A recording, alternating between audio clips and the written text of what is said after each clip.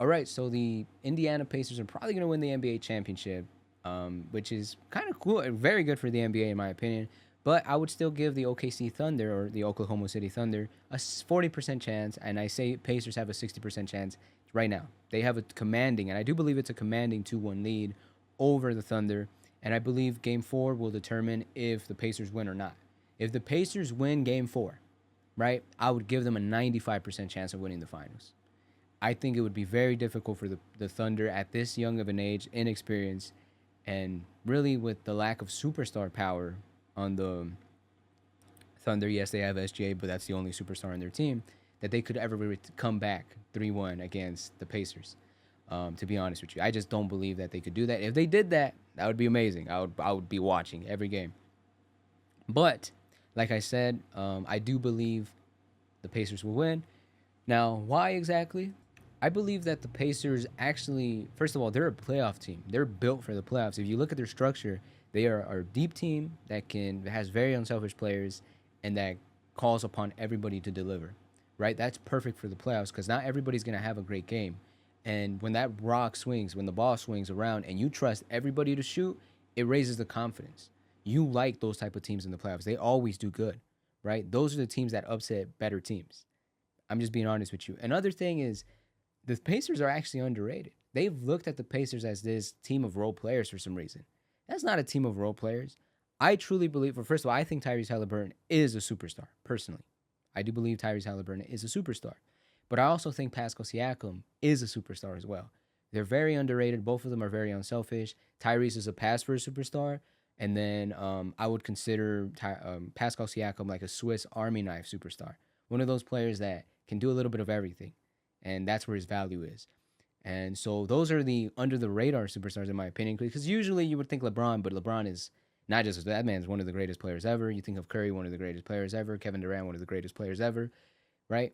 But they forget that there's players that can do a little bit of everything, and that pass first and passing the ball and being able to average 11 assists or 10 assists is also a great quality to have. And I think that's what's happened in this series, where they don't realize the Pacers are very talented, right? They have those two players, which I do consider superstars. If you disagree, that's up to you. But they also have some very solid pieces around them, right? Nimhard, Smith, Naismith, and then Benedict Mathurin, who just had 27 in game 3, was like a clutch player, which, like I said, like that team is built for everybody to succeed. It's a pass first team. If you have the ball, I trust you to shoot the ball. And that's what happens. You have players like Mathurin who have a huge game of 27 points.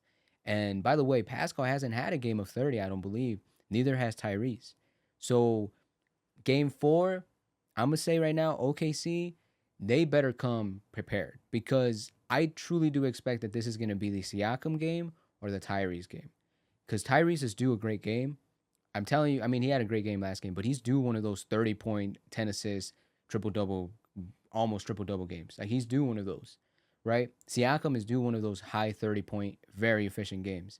Now, I know it has to do with the OKC. OKC is a great defensive team, so they're able to kind of negate that a little bit. But the Pacers are just that's one of those teams that one of these games they just randomly decide we're gonna score 135 points and you can't do nothing about it. And I don't think OKC will be able to stop them in that game. And if that's game 4, they're screwed because I don't see OKC winning 3 in a row.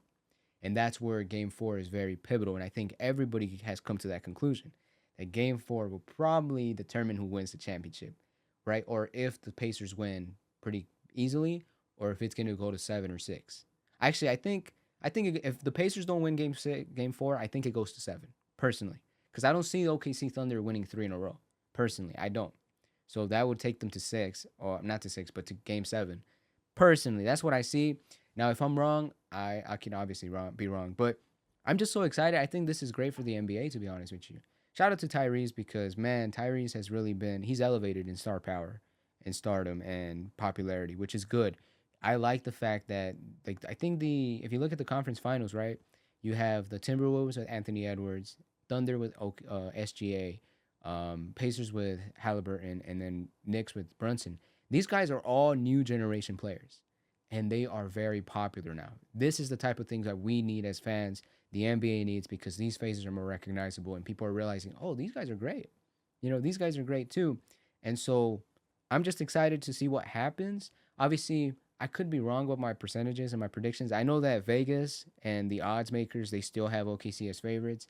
I just believe that they're underrating and they don't really know how good the Pacers are.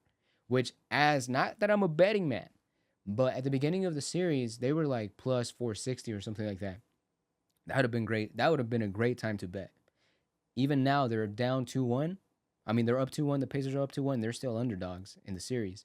If game four comes around and the game is a Pacer game, and I mean, like, you can tell when it's a Pacer game because the pace is absolutely high and the Pacers are scoring like crazy, right? If the game looks very fast and the Pacers are scoring like crazy, I would go run and look at the odds and see how quick they flip.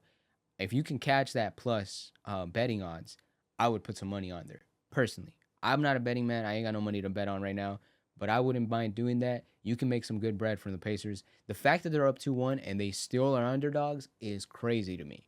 But the Vegas players, the odds makers, they usually know a lot more. I just think they're forgetting about you know what it is? I think they're underrating Halliburton and Siakam personally, and Rick Carlisle. Rick Carlisle deserves a lot of credit for this championship. You know what I mean? Like, if he got Finals MVP somehow, if they said, "Hey, coach, you deserve this," I wouldn't be surprised. Like, that would, obviously that won't happen, but that would be pretty cool to see for the first time ever. And so yeah, I'm very excited. I think, like I said, I think OKC has a chance, but they need to win game four. I think that's going to be a tough game for them to win. I think they're going to have to win it in the clutch. I don't see them blowing out the Pacers game four and it not be close. Actually, I don't know if any of these games have been closed. Let me check real quick. Um, OKC versus Pacers game. I think game two was pretty close, actually. I think at the end, well, game two, that was like what? 3-13. That's a 16-point game. That's a basic. That is a blowout. So that is a blow. Yeah. But here's the thing, and this is a very complicated thing that I don't understand. Game two, the third and the fourth quarter, right? The Pacers always outplay the Thunder. And that's happened every single game. Game one, game two, game three. So as a fan, as someone who's just looking at the game and just observing the way the people play, I think the Pacers were built perfectly for the playoffs. And it seems like they're everybody's kryptonite. Because against the OKC Thunder, you have the heavy superstar in SGA, the great superstar in SGA, versus the well-balanced, everybody touches the ball team in the Pacers, where they have superstars, but they're very unselfish. But they can have those 35, 40-point games as well. Like, I wouldn't be surprised if game four, Siakam had 40. I would not be surprised, right? I wouldn't be surprised if Tyrese had 35 and 10 assists or 15 assists or something absolutely ridiculous. Wouldn't be surprised at all. They can do that. You wouldn't be surprised because they've done it this playoffs. But I would be very surprised if Chet Holmgren had 40 points. I'd be very surprised if Jalen Williams had 40 points, or if Caruso had 40 points, or if Lou Dort had 40 points, right? SGA, I can almost guarantee is going to get 30 next game. And that's the thing about the Pacers that people don't realize. Like, Mathurin could get you 30, Siakam can get you 40, Halliburton can get you 30 and 10, Naismith can get you another 25. You know what I mean? Like, Miles Turner can get you another 25. These guys are very good. And shout out, and like, obviously, like, you look at the matchups, great point guard versus great point guard, although SGA is a better player. But Siakam, he's the second best player or third best player in the whole playoffs. Like, nobody on OKC is better than Siakam. Like, nobody. Oh, obviously SGA. SGA is the best player, but like, I mean, you look at the structure, and that's why the Pacers are winning. I'm not surprised personally, but it's up to you guys. I don't know. I'm not a betting man. Like I said, I don't bet, but game four, I'm excited. I'm very excited, actually. I think the Pacers are going to win that game, and it's going to be over for OKC if they do. So, yeah. I hope I made some sense. I don't know. I really enjoyed this video. I love talking basketball. I love just getting on here and just chilling out and giving some commentary. I probably should commentate over everything. Like, I literally, like, big news, talk about it. Honestly, that's what I'm doing. That's what I'm gonna start doing. That's what I'm gonna make my YouTube channel. I'm gonna upload every day. I might do reaction videos or commentary, but make sure you guys like and subscribe. And like I always say, Jesus loves you, get saved. Goodbye. He paid for your sins. Have faith. Goodbye.